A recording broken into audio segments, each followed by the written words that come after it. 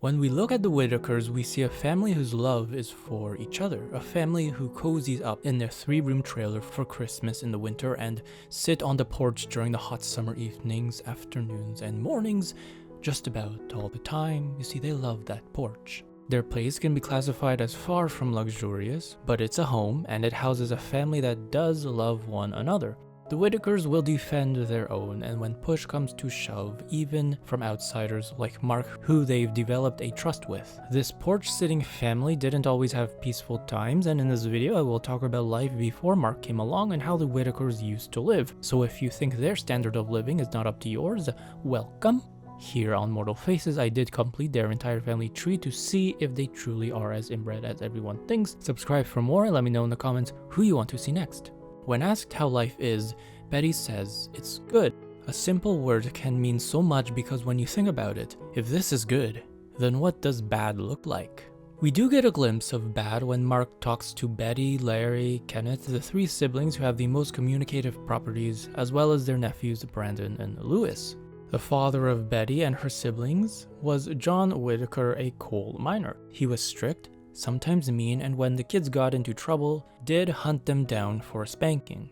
Gracie, their mother, had heart trouble and cancer relatively young at 44, so Betty had to quickly become the mother figure when she was a young girl. However, she held a strict house and didn't even let her girls go on dates. John and Gracie were first and second cousins. What resulted was not only Ray, Lorraine, and their child Timmy being born with nonverbal disabilities, but also more of their older siblings, including Barbara and Freddie, who have since passed.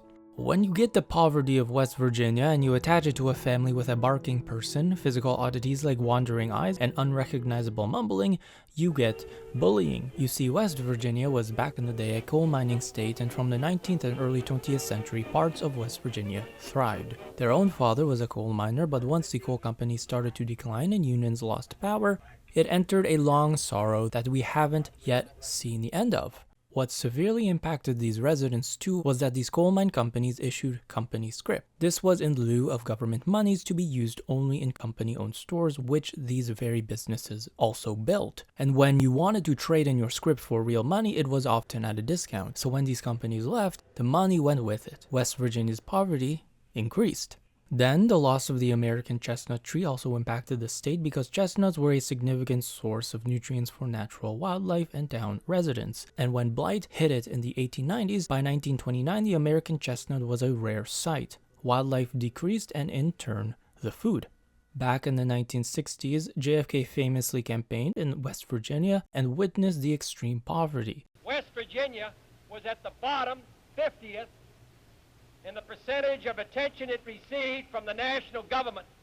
It's what led to the creation of the Appalachian Regional Commission to boost development in the area. Currently, West Virginia is amongst the poorest, least educated, least insured, least employed state in the country. Outcasts attract bullies, and when you're a town with few people and unemployed ones, mischief occurs. Betty, Ray, Lorraine, Timmy, Freddie, BJ, Kenneth, Lewis, Brandon, plus the additional Whittakers who had since passed found themselves a target.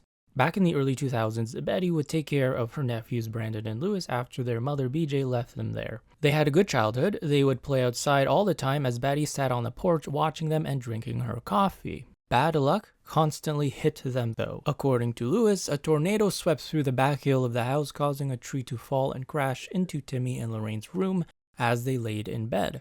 The house had not only Betty, Timmy, Ray, and Lorraine, but Freddie. Then Brandon and Lewis joined. Now, Larry lives there because his own house was recently burnt down, and 20 years ago, his house replaced an even older one that also caught fire. According to Lewis, cars came round all hours of the day and night. They would holler and blow their horns, egg them, and throw stuff at the house. Lewis would come out and throw rocks, potatoes, and eggs, and anything that he could find in retaliation. One time a car came up to the house and the occupants were blowing their horn. Lewis threw a firecracker at them, which went through the window. The car took off. These types of defensive behaviors were required to survive on their own property for the Whittakers. They had to look out for trespassers, harassers, and even abusers in relationships.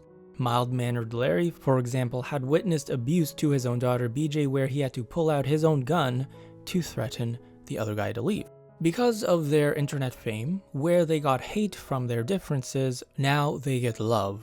Now, wherever they go, people want to take a photo of them. The residents even go as far as to protect them and their whereabouts from the media and tourists. To live in an area where basically everyone is poor and depressed, where by the end of the week the only light is created falsely with the intake of drugs, the Whittakers manage to stick it through and live as quiet a life as they can without substance abuse, given the circumstances that they were brought up in. So when Betty says life is good, I guess it really is. They have the peace they deserve on their own property, and maybe that's all that they want. Check out the Whittaker family tree on my channel, the link is in the description.